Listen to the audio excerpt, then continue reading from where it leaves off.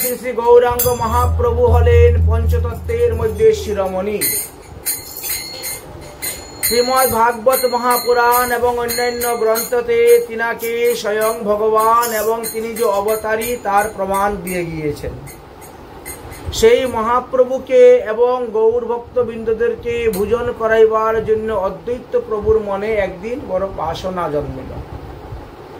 এখন কোনো বৈষ্ণব সেবা দিতে গেলে একজন ভালো পণ্ডিতের সঙ্গে পরামর্শ করে দিন তারিখ নির্ণয় করে দিলে ভালো হয়।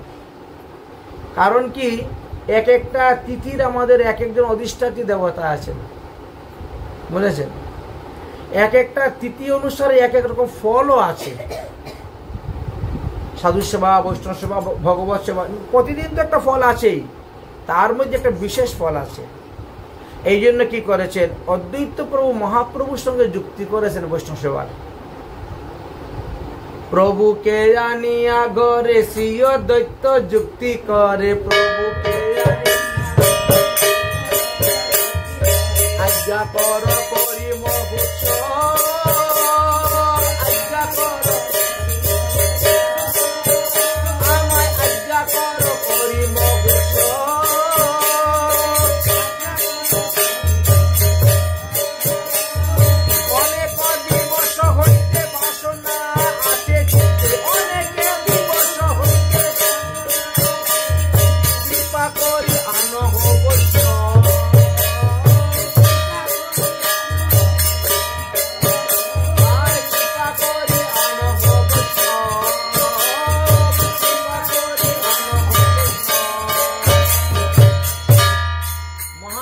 সঙ্গে আগে যুক্তি করেছেন।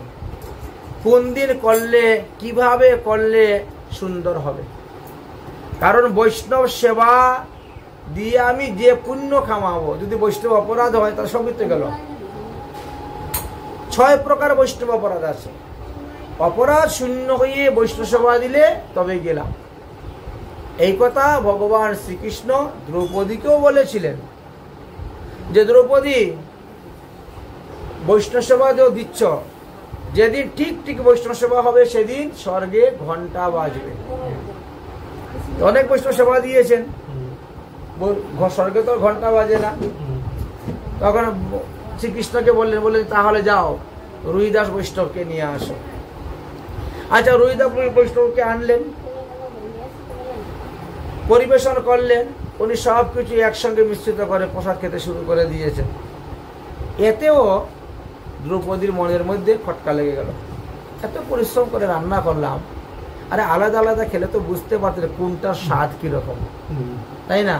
সব একত্র করে খেয়ে নিলেন, যা কোনটার স্বাদই কি বুঝতে পারলেন না। হবে না। যে বৈষ্ণব যেভাবে সেবা করে সন্তুষ্ট হয় তাকে সেইভাবে সেবা করতে দাও। এই জন্য দেখেন রুহিদাসের মতো বৈষ্ণবকে সেবা করানোর পরও স্বর্গে ঘন্টা বাজলো না। তখন জিজ্ঞেস করছেন কি ব্যাপার, কেন স্বর্গে ঘন্টা বাজলো না? বলে নিশ্চয়ই তুমি মনে মনেও তিনার প্রতি একটু অন্য ভাব এনেছিলে, এই জন্য বাজে না। তারপরে তিনি বললেন, তারপরে ভগবান শ্রীকৃষ্ণ বললেন এইভাবে করো তবে গিয়ে তারপরে স্বর্গে ঘন্টা বেজেছিল। এই জন্য মহাপ্রভুর সঙ্গে অদ্বৈত প্রভু যুক্তি করলেন যে আমি একটা বৈষ্ণব সেবা দিব। মহাপ্রভু শুনলেন, মনে মনে বিচার করলেন, তারপরে দিন তারিখ ঠিক করলেন, ঠিক করে বললেন যে আগে তাহলে বৈষ্ণবদেরকে নিমন্ত্রণ দাও। নিমন্ত্রণ এখন যেন মোবাইল আছে, তুললেই হয়ে গেল। তখনকার যুগে তোর মোবাইল ছিল না, তখন চিঠি লিখতে হতো, চিঠি লিখে লিখে একজনকে পাঠাতে হতো বৈষ্ণব সেবা দেওয়া, নিমন্ত্রণ দেওয়ার জন্য। তাই মহাপ্রভু যখন আচার্য প্রভুর কথা শুনলেন খুব আনন্দিত হলেন বৈষ্ণব সেবা শুনিয়া। আচার্য বাণী শুনিয়া আচার্য বাণী আনন্দিত গৌরমণি। শুনিয়া আচার্য বাণী, শুনিয়া আচার্যের বাণী আনন্দিত গৌরমণি। ভালো ভালো বলি আশা দিরা, ভালো নিমন্ত্রণ কারণ করেন পত্র লিখন, নিমন্ত্রণ কারণ করেন দেবী প্রভু একত্রে বসিয়া,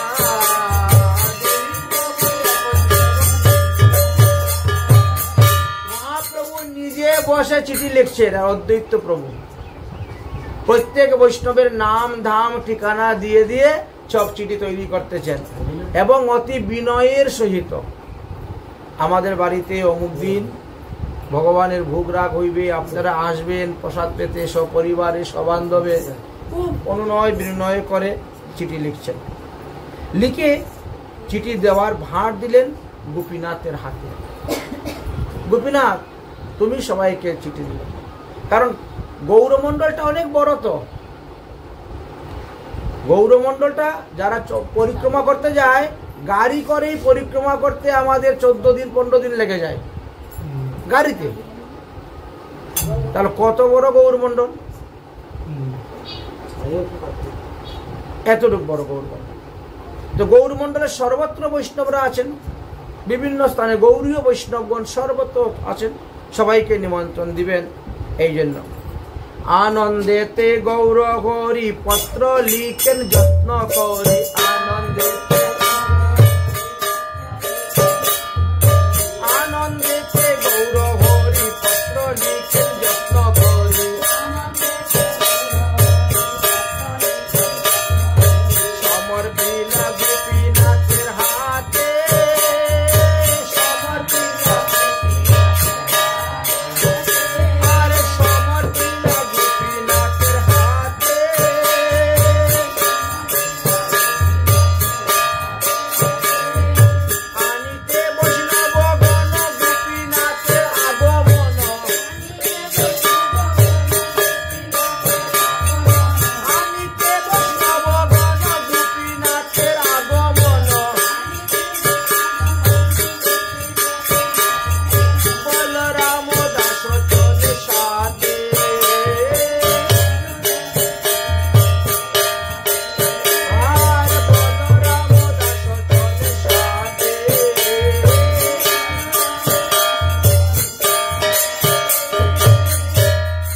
আর পত্র আগে দিতে হবে যিনি বয়োজ্যেষ্ঠ তাকে।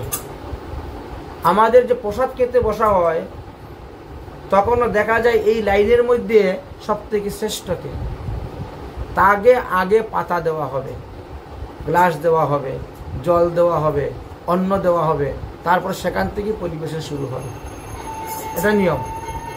আরতি করেছেন, আরতি চলছে বা আরতির প্রদীপ নিচে নামিয়ে রেখেছেন, এখন দেখবেন এখানে যারা ভক্তবৃন্দ আছে তাদের মধ্যে শ্রেষ্ঠকে, যে শ্রেষ্ঠ তাকে আগে প্রদীপের আরতিটা নিয়ে দিতে হবে, দেখাতে হবে, তারপরে অন্যদেরকে দেখাতে হবে। এটা নিয়ম বলেছেন। এখন তিনি রওনা হয়েছেন, সর্বপ্রথম কাকে গিয়ে দিয়েছেন? অভিরাম ঠাকুরকে। আগে নিয়া পত্র দিলা ভাইয়া অবিরামে,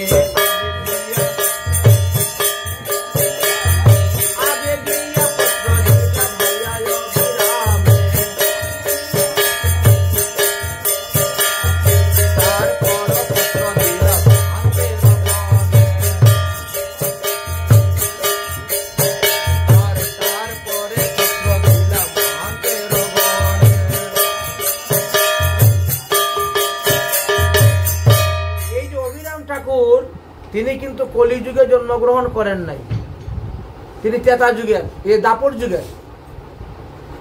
দাপর যুগে ভগবান শ্রীকৃষ্ণের সঙ্গে তিনি লীলা করেছেন। ভগবান শ্রীকৃষ্ণ যখন বৃন্দাবন লীলা ত্যাগ করে তিনি চলে গেলেন দ্বারকা লীলায়। ভগবানের শ্রীকৃষ্ণের বিরহে দুঃখেতে একটা গুফার ভিতরে ঢুকে ঘুমিয়েছিলেন। যেই ঘুমিয়েছেন এই দাপর যুগ শেষ, কলিযুগের আরম্ভ হয়ে গেছে, উনি বুঝতেই পারেন নাই। যখন ঘুম ভেঙেছে উঠেছেন তখন তো আর কিছুই দেখতে পাচ্ছেন না, কানাই কানাই বলে ডাকতেছেন। তখন বৃক্ষলতাগণ বলছেন কানাই তো আর এখন বৃন্দাবনে নেই, কানাই এখন নবদ্বীপে গিয়ে গৌরাঙ্গ মহাপ্রভু রূপে অবতীর্ণ হয়েছে, অতএব যাও তিনাকে দর্শন করতে গেলে। এইবার তিনি রওনা হয়েছেন। এই জন্য ওনের দাপর যুগের দেহ নিয়ে তিনি এসেছেন, এই জন্য তিনি সবার শ্রেষ্ঠ। এই জন্য ইনাকে সর্বপ্রথমে পত্র দিলেন। তারপরে হলো আমাদের অষ্টমহান্ত, অষ্টমহান্তকে দিলেন। আবার এক একজন মহান্তের পিছনে 8 জন করে মহান্ত আছে, এরা হলো প্রধান, অষ্টপ্রধান মহান্ত।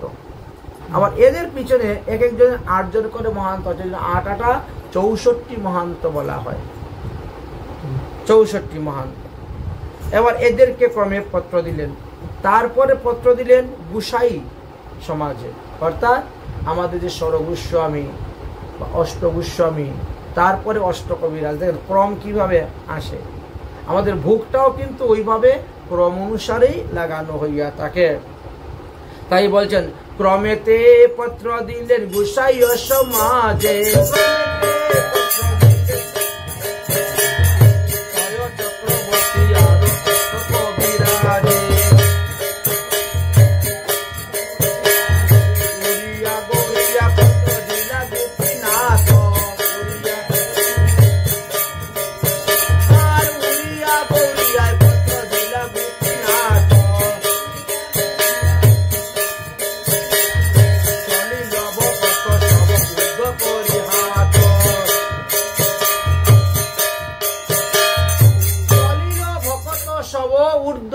হাত। নিমন্ত্রণ পত্র সবাই পেয়ে গেলেন। যথা দিবসে সবাই নিজ নিজ স্থান থেকে তারা আসতে শুরু করেছেন, কারণ এটা মহাপ্রভুর আজ্ঞাপত্র। নিমন্ত্রণ আসতে শুরু করেছেন। প্রভুর আজ্ঞা পাইয়া সবে গমন করিল, প্রভুর আজ্ঞাপত্র পাইয়া, আরে প্রভুর আজ্ঞাপত্র পাইয়া গমন করিল।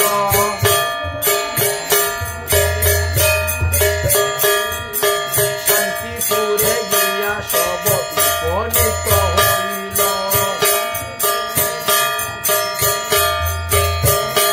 আর শান্তিপুরে গিয়া সব উপনীত হইল।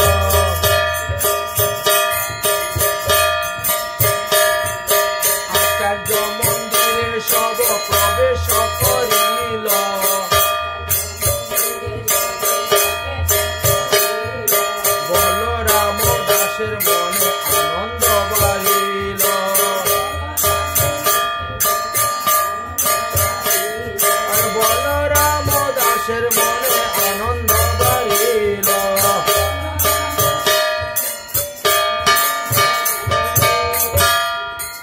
নিমন্ত্রিত যত ভক্তবৃন্দ ছিলেন সবাই এসে উপস্থিত হয়ে গেছেন। এখন তিনার মনে আর আনন্দ ধরছে, কিন্তু মহাপ্রভু এখনো আসেননি। এই জন্য অদ্বৈত প্রভু বললেন যে তোমরা এদিকে রান্না করো, ভোগের ব্যবস্থা করো, আর আমি যাচ্ছি মহাপ্রভুকে নিয়ে আসার জন্য। এই জন্য অদ্বৈত প্রভু রওনা হয়ে গেলেন মহাপ্রভুকে আনার জন্য। শ্রী অদ্বৈত মহাপ্রভুকে কল্যাণ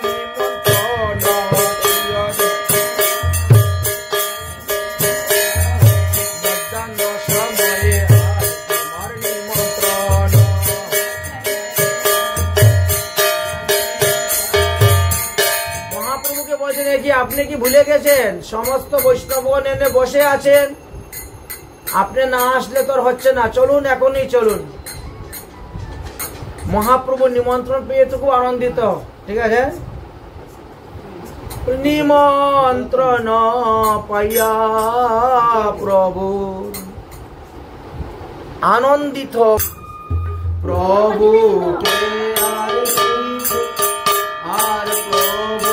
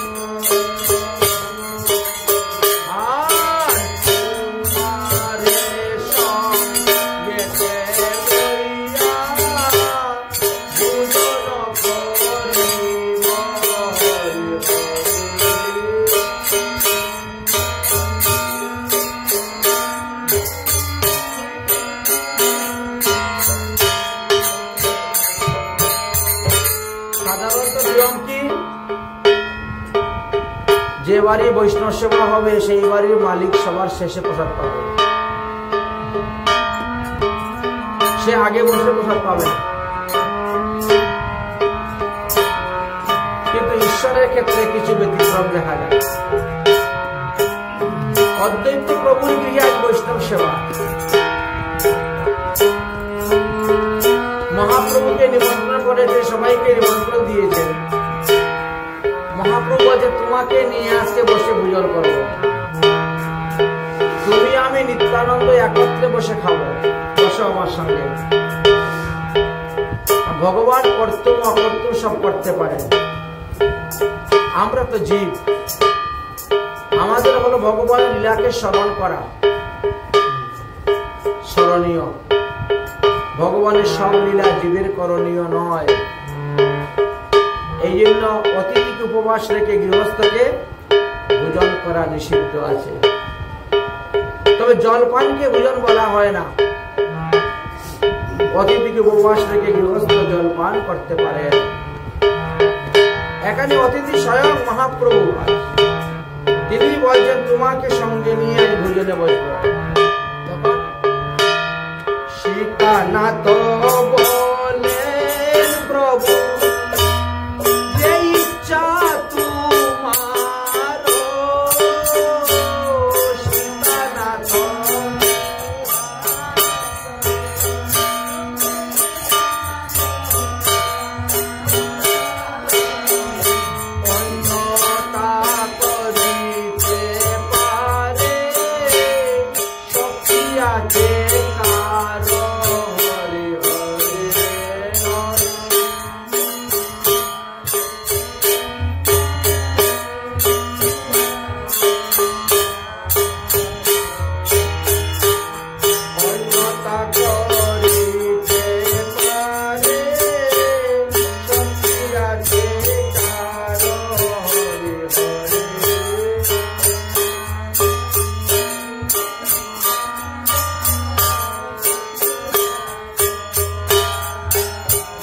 যেখানে স্বয়ং ভগবান মহাপ্রভু আদেশ দিচ্ছেন, তার বাক্যের অন্যতা করার মতো শক্তি ব্রহ্মাণ্ডের কারণই নাই। এই জন্য বলছেন ঠিক আছে তাহলে চলুন। ভোগের মন্দিরে দেখি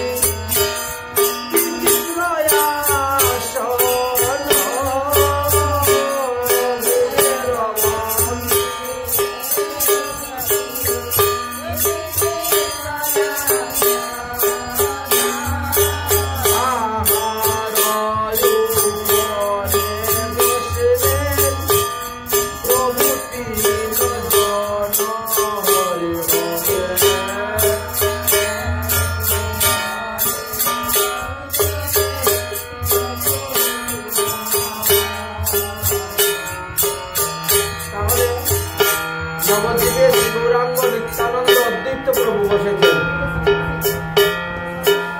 বৃন্দাবনে ভগবান শ্রীকৃষ্ণ প্রসাদ পেতে বসেন, তিনি ডাইনেতে মধুমঙ্গল বসেন, বামে সুবল বসেন, প্রসাদ পান। এই জন্য সর্বনিম্ন দুইটা ভোগ দিতে হয়, একটা হলো নবদ্বীপের ভোগ, একটা হলো বৃন্দাবনের ভোগ।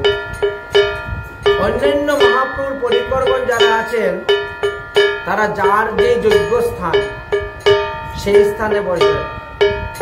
প্রত্যেকের একটা মর্যাদা আছে, স্থান আছে, সেই স্থান অনুসারে তাকে বসাইতে হয়।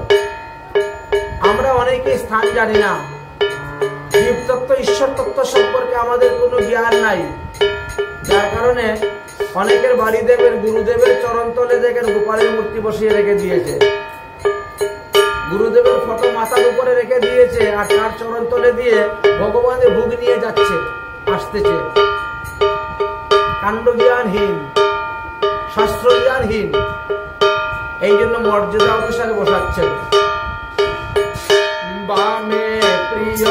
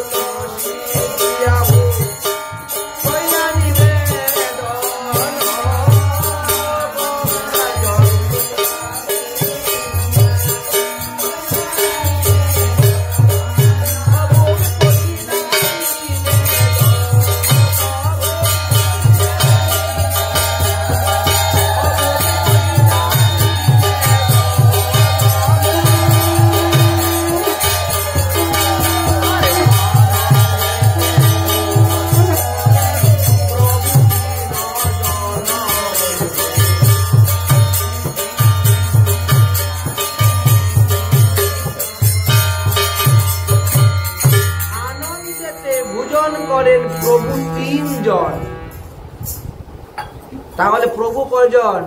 তিনজন, তার উপরে আর প্রভু নাই। কিন্তু কলিযুগে লক্ষ লক্ষ প্রভু, কোটি কোটি প্রভু হয়ে গেছে। এইখানেই সিদ্ধান্তটা গন্ডগোল। এক মহাপ্রভু আর প্রভু দুইজন, দুই প্রভু সেবিলেন মহাপ্রভুর চরণ। নবদ্বীপে তিন প্রভুর ভোগ লাগাইতে হয়। কোন কোন তিন প্রভু? গৌরাঙ্গ মহাপ্রভু, নিত্যানন্দ প্রভু, অদ্বৈত প্রভু। যার নামে ভোগ লাগাইবেন তার বীজ মন্ত্র ভোগের উপর 10 বার জপ করতে হয়। আরো অনেক ক্রিয়া মুদ্রা আছে ভোগ লাগাইবার বিধি বিধান। তো এখানে কি করলেন? ভোগ লাগাচ্ছেন। কি বলে? শ্রী গৌরাঙ্গ বলে ভোগ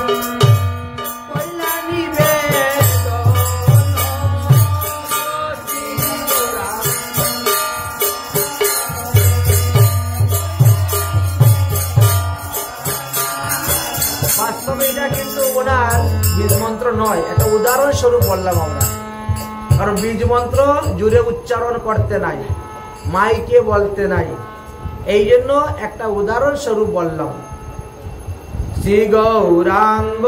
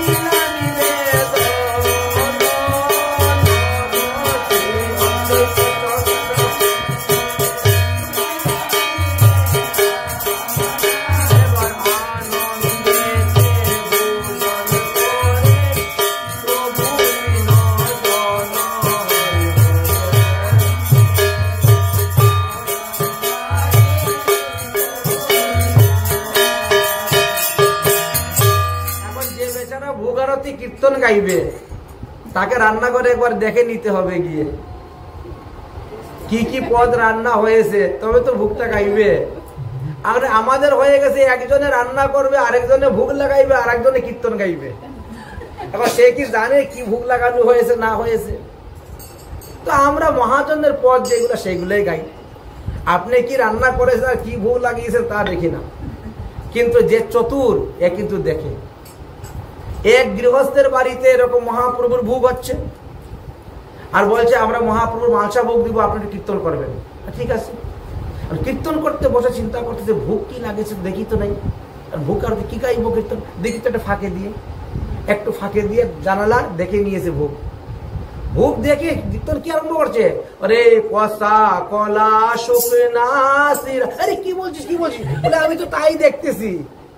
ঠাকুর ঘরের ভিতরে দেখি কয়েকটা পচা কলা সব আছে আর শুকনা শিরা দিয়ে তুমি ভোগ লাগাচ্ছ, তো আমি এখন কিভাবে গাইবো গান? তো যা দেখছি তাই তো গান গাইবো বলে সে আরম্ভ করেছে পচা কলা শুকনা শিরা দিয়া সারি সারি।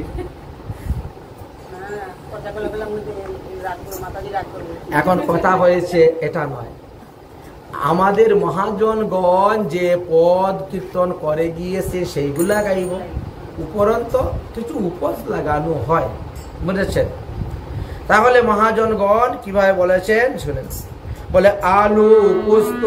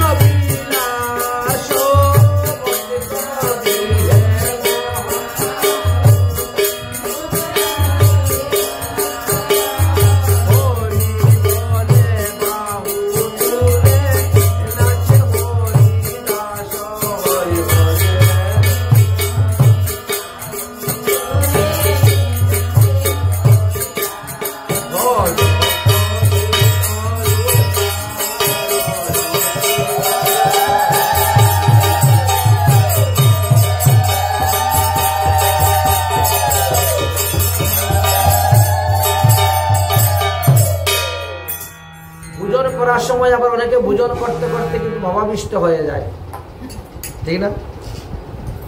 ভগবানের ক্ষেত্রে এরকম হয়, ভক্তের ক্ষেত্রেও হয়। আচ্ছা, প্রসাদ পেতে পেতে যে অনেকে মনে হয় না, আর এই অমুক দিন তো অমুকের সঙ্গে বসে অমুক দিন প্রসাদ খেয়েছিলাম, আজকে একা একা প্রসাদ পাচ্ছি, এরকম একটা ভাব আসে না অনেকের?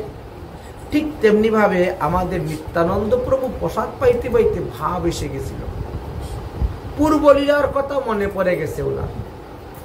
যখন পূর্বলীলা বলতে সে দাপর যুগের লীলার কথা মনে পড়ে গেছে।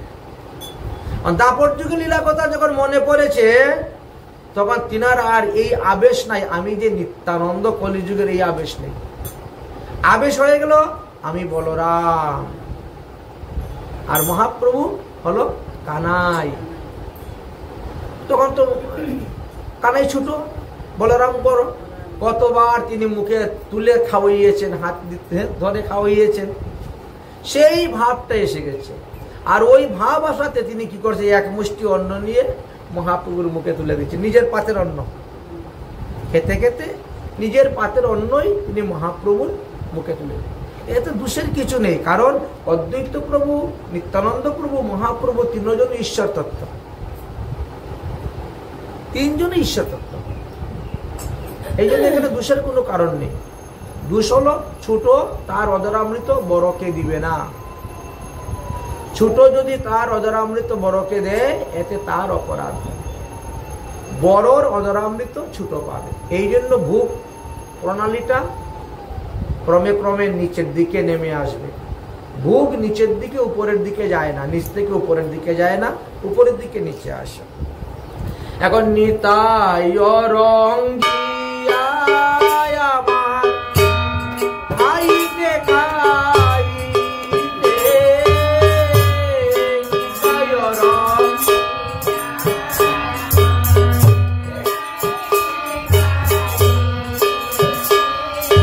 ভালো ভালো বলি তুলিলেন গৌরাঙ্গের মুখে হরে হরে ভালো ভালো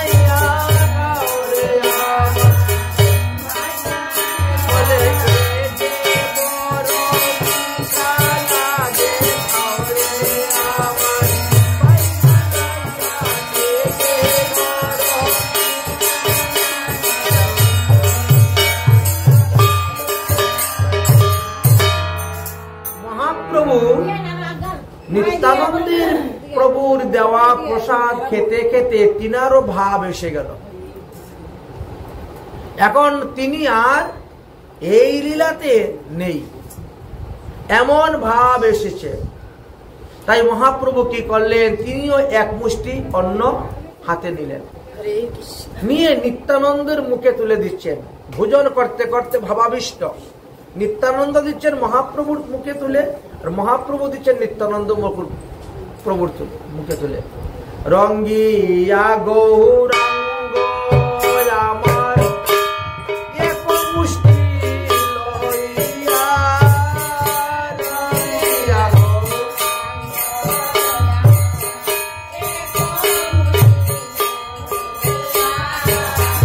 নিত্যানন্দের বদনে হাসিয়া হাসিয়া হরে হরে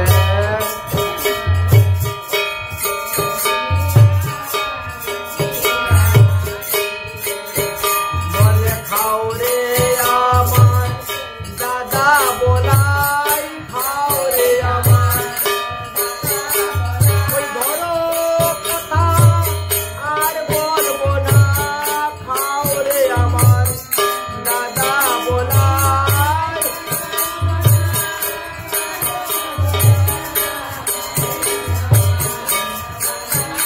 আমি ধরো বলে তুমি ধরে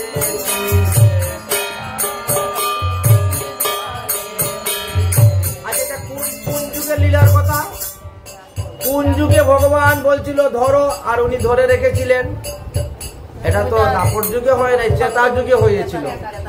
হ্যাঁ, সেই কথা মহাপ্রভুর মনে পড়ে গেল। বলরামের মনে হলো দাপর যুগের কথা, আর মহাপ্রভুর মনে পড়ে গেল ত্রেতার যুগের কথা। তাই মহাপ্রভু বলছেন, আর ধরো কথা আর বলবো না, এবার খাও রে আমার দাদা বলাই, ধরো কথা আর বলবো না।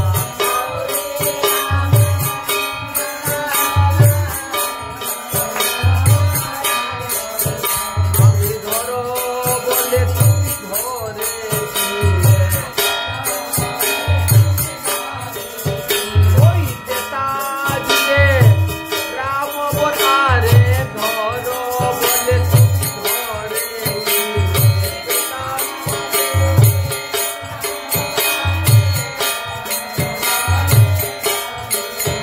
বলে সেই দিন আমি জানতে পেরেছি।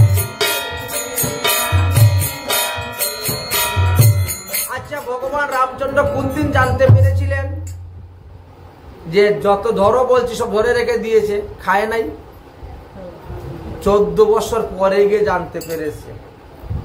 একসঙ্গে দেখেন উঠা বসা চলা ফেরা সব কিছু করলেন, 14 বছরের মধ্যে জানতে পারলেন না। যেদিন অযোধ্যায় রাজা হলেন, রাজা হওয়ার পরে সবাই আলোচনা করে পৃথিবীর মধ্যে শ্রেষ্ঠ বীর কে?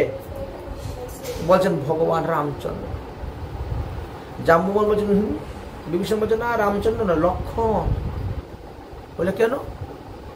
বলে 14 বছর যে নারী মুখ দেখে না, 14 বছর যে খায় নাই, 14 বছর যে ঘুমায় নাই, সে মারতে পারবে মেঘনাথকে, ইন্দ্রজিৎকে। কম বড় নাকি? রাবণের চাইতে আরো বেশি ছিলেন ইন্দ্রজিৎ। ভগবান রামচন্দ্র বলছে কি বলো, আমি প্রতিদিন লক্ষণকে দিয়েছি খেতে। তখন তো রামচন্দ্র বড় ভাই, লক্ষণ ছোট ভাই। এখন তো উল্টা হয়ে গেছে কলিযুগে। প্রতিদিন খেতে দিয়েছি। লক্ষণ বলছে না, তুমি আমার খাও লক্ষণ, এই কথা কোনোদিনও বলো নাই। ধরো লক্ষণ, ধরো লক্ষণ বলেছো, আমি ধরে ধরে রেখে দিয়েছি। 14 বছর না খেয়েছিল? হ্যাঁ। বলে আমার সঙ্গে সীতা থাকলে সীতার মুখ দেখিস নাই? বলে না, আমি চরণ দিকে দেখেছি। আচ্ছা, বৌদি যখন চুরি হয়েছিল তখন তুমি কানের রিংটা দিয়ে বলে এটা কি দেখতে তো বৌদির কিনা? আমি চিনি না। নাকের ফুল দিল, দেখতে তো বৌদির কিনা? এটা আমি চিনি না। রাস্তার মধ্যে পাচ্ছে তো একটা একটা করে। হাতের বালা দিয়েছো, এটা চিনি না। চরণের নপুরটা যখন দিয়েছিল, হ্যাঁ হ্যাঁ এটা বৌদির। বৌদি, আমি বৌদির চরণ ছাড়া কিছু দেখি। আচ্ছা, 14 বছর ঘুমাও না? বলে না, আমি পাহারা দিয়েছি। তোমরা ঘুমিয়েছো, আমি পাহারা দিয়েছি 3-24 ঘন্টা, ঘুমাইনি। বলছে এটা হতেই পারে, 14 বছর একজন না খেয়ে থাকতে পারে নাকি? তাহলে 14 বছর যতগুলো ফল দিলাম খেতে কি হয়েছে? বলেছে সব ফল সব জায়গায় আছে, যে বনে যতদিন বাস করেছি ওই বনে ততদিন ফলগুলো আছে, একটা ফলও পচে নাই, নষ্ট হয় নাই। হনুমান যাও তো ফল নিয়ে আসো। হনুমান ফল আনতে গেলে ফল এনে এখন বসে বসে গণনা শুরু হয়েছে। 365 দিনে 1 বছর, সেই অনুসারে গণনা শুরু হয়ে গেছে। গণার পরে দেখা যায় 5টা ফল কম। এই 5টা তুমি খেয়েছো? বলে না, খাই নাই। যেদিন পিতা মারা গিয়েছেন সংবাদ গিয়ে পৌঁছেছিল সেদিন ফল খেয়েছিলাম? খাই নাই। ভরত যেদিন মিলন হয়েছিল সেদিন ফল খেয়েছিলাম? খাই নাই। 2 দিন তো এখানেই চলে গেল। যদি সীতাহরণ হয়েছে সেদিন ফল খেয়েছিলাম? নাই, 3 দিন শেষ। যেদিন নাগপাশে বন্ধন হয়ে পড়েছিলাম সেদিন ফল খেয়েছিলাম? না। একবার তো গরুর পাশে নাগপাশে বন্ধন করলেন রাবণ, আর একবার লক্ষণ শক্তিশালী পড়লেন। 5 দিন তো ফল কোথায় খেলাম? 5 দিন বনেও যাওয়া নেই, ফলও আনা নেই, খাইও নেই। ভগবান বলছে সর্বনাশ, আমার ছোট ভাই বলে তুমি আমার আদেশ এত পালন করছো, তো যাও আগামী জন্মে গিয়ে আমি তোমাকে বড় ভাই বানাবো আর আমি তোমার আদেশ পালন করব। এই লক্ষণ দেখেন, দাপর যুগ কলিযুগ 2 যুগে বড় ভাই হলেন। কেন? এরকম ভক্ত কোথায় পাবেন? লক্ষণ কিরকম ভক্ত চিন্তা করছেন? ধরো লক্ষণ বলছে ধরে রেখে দিয়েছি। এই জন্য বললেন যে আজ থেকে আমি আমার ভক্তকে বড় করব। এই জন্য মনে না, ভগবান থেকে ভগবানের ভক্ত বড়, মানে লক্ষণকে এবার বড় করে বলরাম করে দিলেন। তাই বলে আমার মতো ভণ্ড সাধুরে বড় বলা যাবে না, ভগবান থেকে বড় এই কথা বলা যাবে না, বুঝেছেন? এই কথা বলা যায় না। আমরা মানুষকে মনে করি ভগবান হইতে ভক্ত বড় বলে, ভক্ত কোন অর্থে বলেছে সেটা বুঝতে পারে, সেটা বুঝতে হবে। তাই বলছেন সেই দিন আমি জানতে পেরেছি অজয় তাকে রাজা হয়েছি।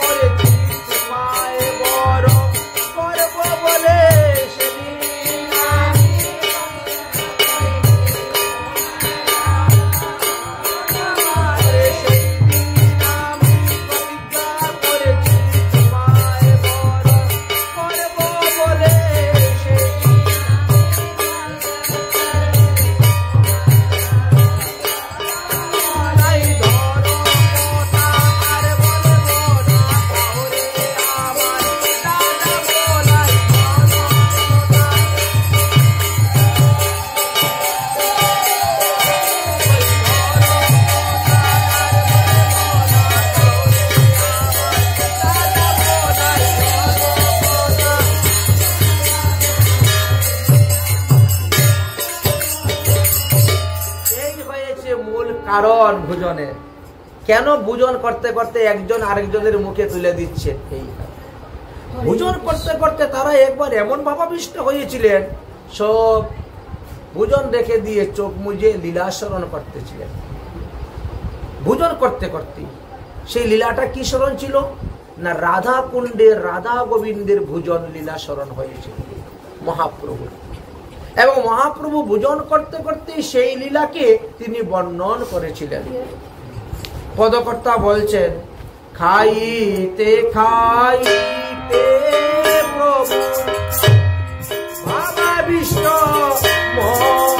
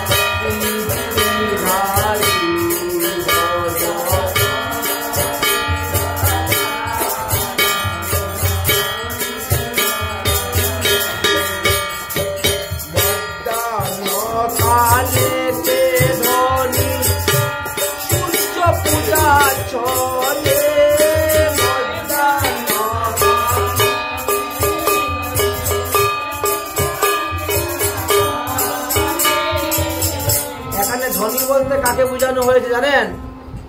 রাধা রানীকে।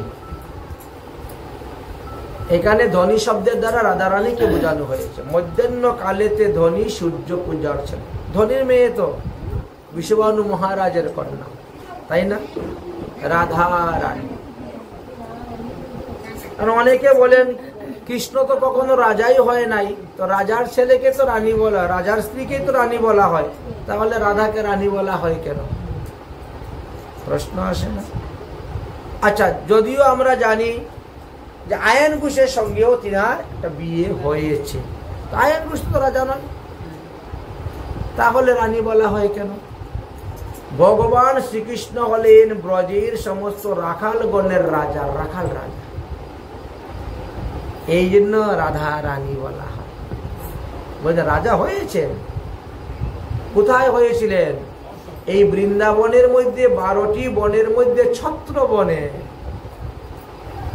ভগবান রাখাল রাজা হয়েছিলেন, এই জন্য বলা হয়েছে। তাহলে রাধারানী সূর্য পূজা করার জন্য যাচ্ছেন। সূর্য পূজা কেন করছেন? আয়ান ঘোষের সঙ্গে যখন বিবাহ হয়েছিল, তো বহুদিন চলে যাচ্ছে, কোনো সন্তানাদি হচ্ছে না। একদিন পূর্ণমাসী দেবী তিনি যাবতীয় গিয়ে উপস্থিত হয়েছেন।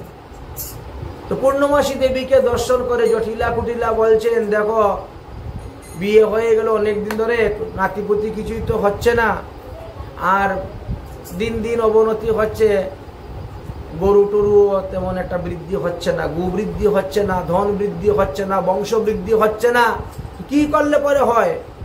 তখন পূর্ণমাসী বললেন সূর্য পূজা। সূর্য পূজা করলে গু বৃদ্ধি হয়, ধন বৃদ্ধি হয়, আয়ু বৃদ্ধি হয়, বংশ বৃদ্ধি হয়। অতএব কালকে থেকে প্রতিদিন তোমার বৌমাকে আমার সঙ্গে সূর্য পূজায় পাঠিয়ে দিও। সূর্য পূজা করতে গেলে সূর্য কুণ্ডে গিয়ে সূর্য পূজা করতে হবে। সেও বর্ষানা থেকে অনেক দূর, প্রায় 25 কিলোমিটারের মতো দূর, ওখানে গিয়ে করতে হবে। ঠিক আছে, এবার রওনা হয়েছেন। কিন্তু রাধারানীর ছিল সূর্য পূজার ছলনা। সূর্য পূজার ছলনা করে ভালো ভালো দ্রব্য রান্না করতেন, পরে নিয়ে আসতেন, কুসুম সরোবরে এসে ফুল তুলতেন, ফুলের মালা গেঁথতেন, আর রাধাকুণ্ডে গিয়ে কৃষ্ণের সঙ্গে মিলন করে ওখানে কৃষ্ণের গলায় ফুল দিয়ে পূজা করে, ওখানে খাওয়া দাওয়া সব বলেছেন। এই জন্য বলছেন মধ্যাহ্ন কালেতে ধনী সূর্য পূজার ছলে,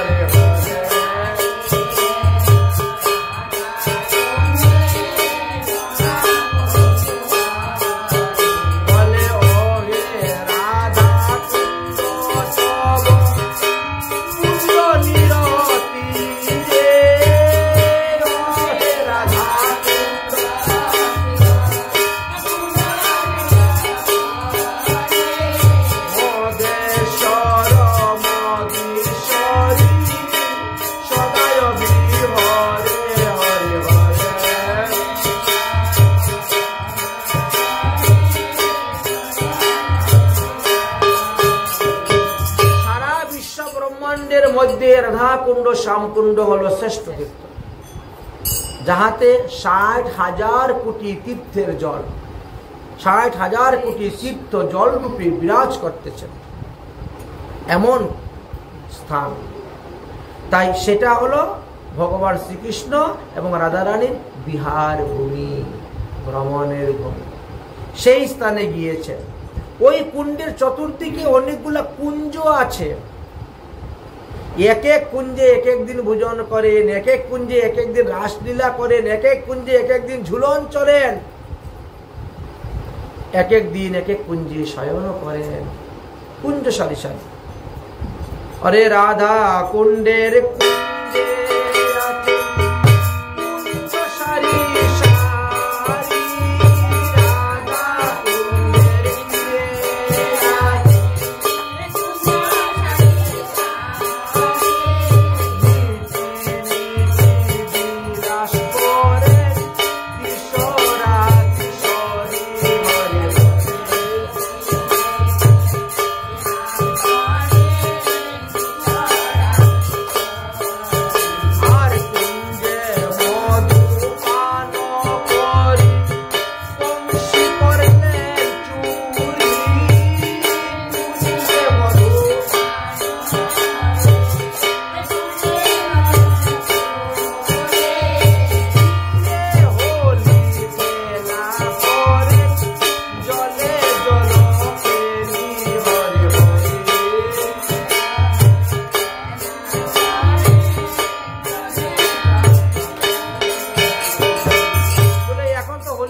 সময় নয়, এখন তো জ্যৈষ্ঠী মাস, তা তীরে করি খেলা করছেন?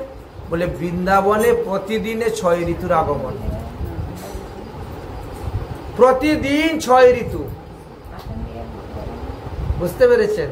এই জন্য দেখেন অষ্টকালীন লীলার মধ্যে এগুলো পড়ে যায়, সেই অনুসারে লীলা করছেন। বংশী চুরি লীলা করছেন, তারপরে রং খেলছেন, এবার স্নান করার জন্য এবার রাধা কুণ্ডে নেমেছেন সবাই নিয়ে। আচ্ছা,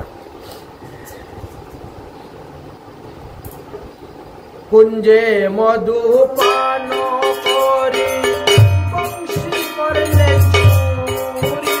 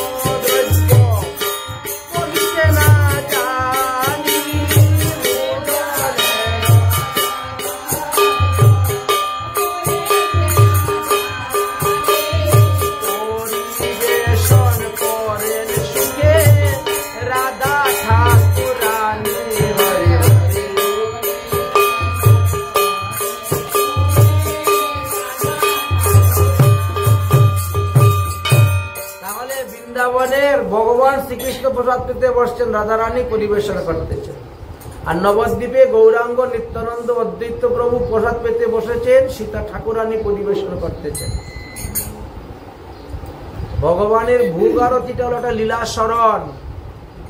চক্ষু বন্ধ করে আপনি খালি পদগুলাকে চিন্তন করেন, দেখেন আপনার চোখের সামনে ভেসে উঠবে সেই লীলাটা, লীলা স্মরণ। রাধা ঠাকুরানী পরিবেশন করতে শুরু করেছেন, আনন্দ, মনের আনন্দে। ভগবান শ্রীকৃষ্ণ তো একটু কাচিটা কম খান, পাখিটা বেশি খান। পাখি বলতে শুকনা জিনিস, কাচি বলতে অন্ন বোঝায়। তবু মহাপ্রভু ভগবান শ্রীকৃষ্ণ অন্ন খেয়েছেন। ভাতৃল নামে একটা স্থানও আছে, যেখানে যজ্ঞ পত্নীগণের হাতের অন্ন ভগবান শ্রীকৃষ্ণ গ্রহণ করেছিলেন শ্রীবনে, ভাগবতে তাহা লিখা আছে। তাই কচুরি গৃতায় অন্ন পুরী রসাবলী, কচুরি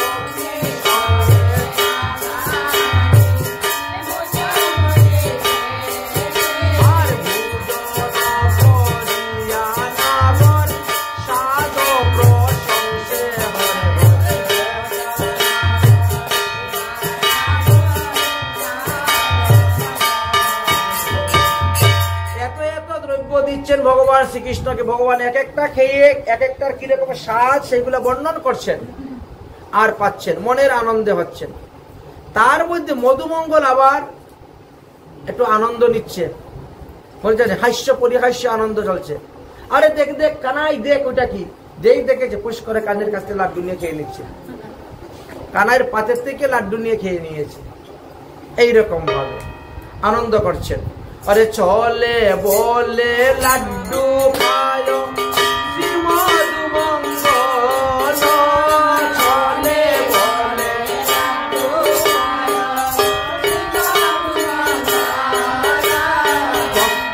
ताली दिया हासे उल्लासित मन हरे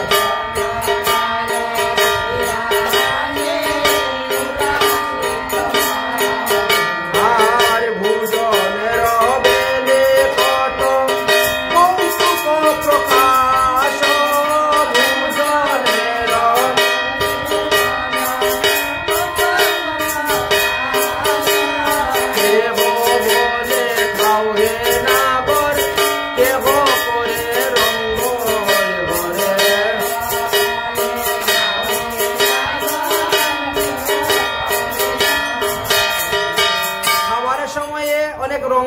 হাস্য করতে সখীগণ, মানে খেতে খেতে কিছু না, ওটা খাবো না, সেটা খাবো না, না খেতে হবে।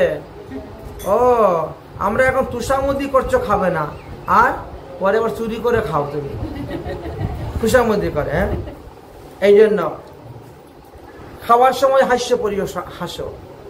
হ্যাঁ, হাস্য পরি হাস্যে কৃষ্ণ করে নভূষণ, হাস্য পরি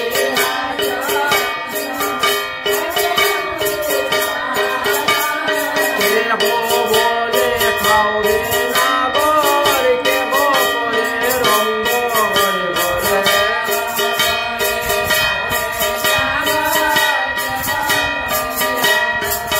বলে সাধলে কেন খাও না নাগর, সাধলে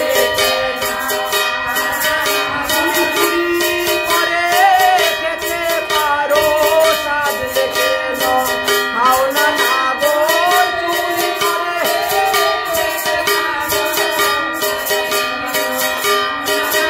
এবার চুরি করা স্বভাব তোমার, সাধলে কেন খাও না নাগর, চুরি করা স্বভাব।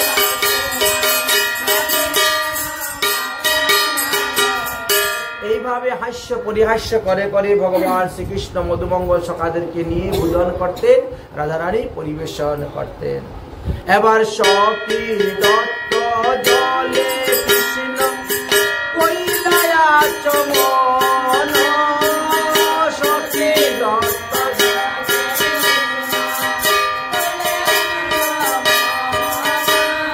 তাম্বুল করে ফুল যোগায়, প্রিয় সখী গণ হরে।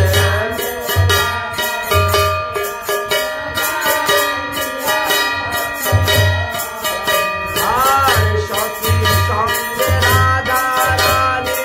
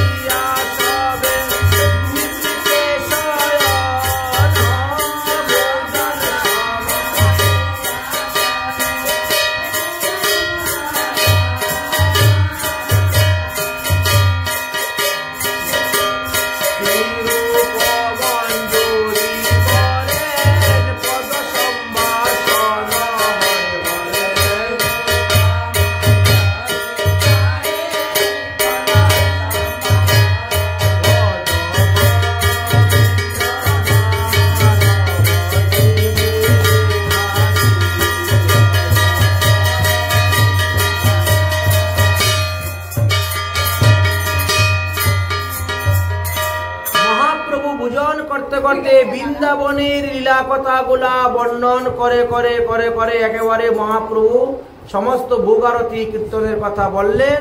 বলে কি করলেন, শ্রীকৃষ্ণ রাধা গোবিন্দের ভোগ অন্তে আরতি হলো, আরতি করার পরে তারা শয়ন করলেন।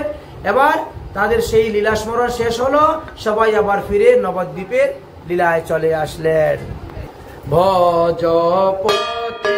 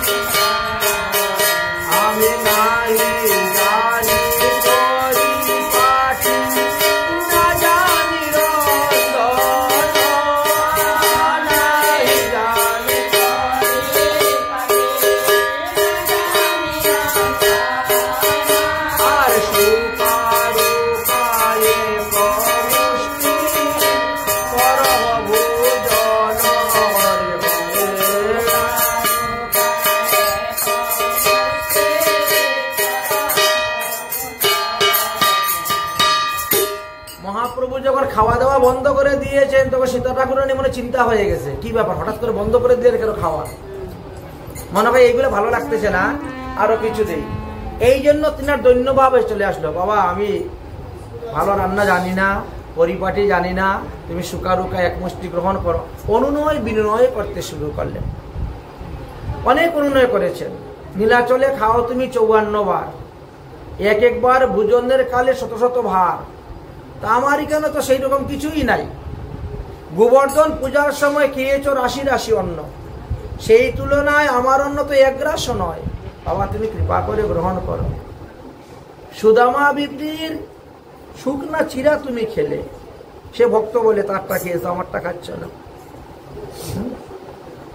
দ্রৌপদীর শাকন্য তুমি খেলে, বিদুরানীর শাকন্য তুমি খেলে, তুমি ভক্তের কাছে যাচিয়া মাগিয়া খাও, অভক্তের অন্ন তুমি উলটিয়া নাহি চাও। কত অনুনয় বিনয় করতেছেন। শ্রীধরের কাছ থেকে টানাটানি করতেন, দাও শ্রীধর দাও বলে টানাটানি করতেন, কলার থুর মোচা নিয়ে ভক্তের অন্ন রাখে। দুর্যোধন 56 বুক 36 বছর রান্না করলো, ভগবান শ্রীকৃষ্ণ খেলেন না, মুখে তাকালেই না সেই দিকে। আর অভক্তের অন্ন উলটিয়া নাহি চায়, আর ভক্তের অন্ন মাগিয়া যাচ্ছিয়া। দেখো বাবা আমি তোমার কি ডেকে আনতে পারবো, তুমি কৃপা করে এসেছো আমার ঘরে, কারণ তুমি ভক্তকে ভালোবাসো, কাঙ্গাল ভালোবাসো, তাই তুমি আমার ঘরে এসেছো। অতএব এই কাঙ্গালের মুষ্টিক অন্ন গ্রহণ করো, যেটা ভালো লাগে সেটা বলো, আমি আবার তোমাকে দিব, সব পরিপূর্ণ আছে, যেটা ভালো লাগে। ধন্যতা। এইভাবে দৈন্য করতে করতে কি করছে, মহাপ্রভুর লীলা আস্তে আস্তে আবেশটা দূরে গেল। ভক্তগণ অনুরোধ করতেছেন, প্রভু আপনার ভোজন শেষ না হলে অন্য ভক্তরা প্রসাদ পাবে না। 64 মহন্ত, দ্বাদশ গোপাল, অষ্টকবিরা, 6 চক্রবর্তী বা অন্যান্য বৈষ্ণব যারা সবাই বসে আছেন, তো মহাপ্রভু প্রসাদ পেলে মহাপ্রভুর অধরামৃত নিয়ে সবাইকে দেওয়া হবে, তবে তারা খাবে। এই জন্য তারা বসে আছেন, মহাপ্রভু না খেলে হবে না, বসে আছেন। তখন অন্যান্য ভক্তগণ বলছেন, এবার লীলা সম্বরণ করে দেন, ওই তারপর যুগের লীলা রাধাকৃষ্ণের ভোজন লীলা শেষ করে আপনি নিজে ভোজন করুন। মহাপ্রভু তখন ভোজন করতে আরম্ভ করলেন, লীলা সম্বরণ করে দিলেন, করে ভোজন করতে শুরু করলেন। তখন চতুর্দিকে উলধ্বনি, জয়ধ্বনি, শঙ্করধ্বনি হয়ে গেল। মহাপ্রভু আবার ভোজন বসে গেলেন, ভোজন সমাপ্ত করলেন। চব্য, চেষ্য, লেচ্ছ, পেয় যা কিছু রান্না করে দিয়েছিলেন সব ভোজন করলেন। এবার আচমন করলেন, দন্তধাবন করলেন, মুখ শুদ্ধির জন্য পান তাম্বুল গ্রহণ করলেন, করে মহাপ্রভু বসলেন সিংহাসন। এবার মহাপ্রভুর বুক থেকে নিয়ে প্রসাদ মিশ্রিত করে সব ভক্তকে দেওয়া হলো। 64 মহান্ত, সৌর গোস্বামী, অষ্টকবিরাজ, আমাদের গুরুবর্গ যারা, মহাপ্রভুর গুরুবর্গ নয়, আমাদের গুরুবর্গ যারা, তারা সবাই প্রসাদ পেলেন এবং গুরুদেব পর্যন্ত প্রসাদ পেলেন। সবাই প্রসাদ পাওয়া শেষ হলো। যার যে যজ্ঞস্থানে গিয়ে বসলেন, এইবার আসলেন নরহরি। কেন? আরতি করার জন্য। নরহরি কি করলেন? अरे सुगंधि पुष्पेर माला गौर बोले दिया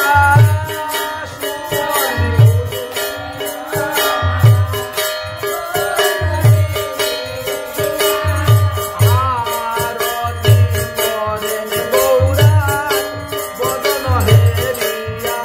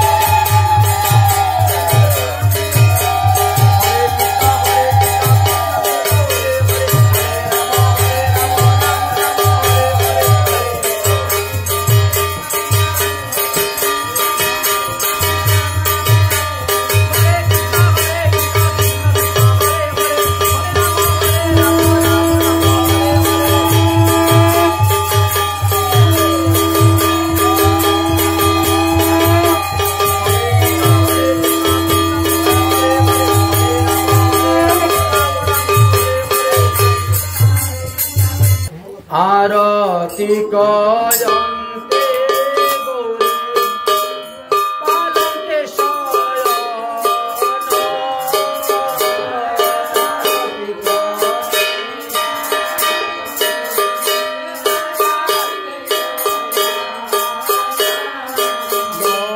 गोविन्द दास करें पद सम्भाषण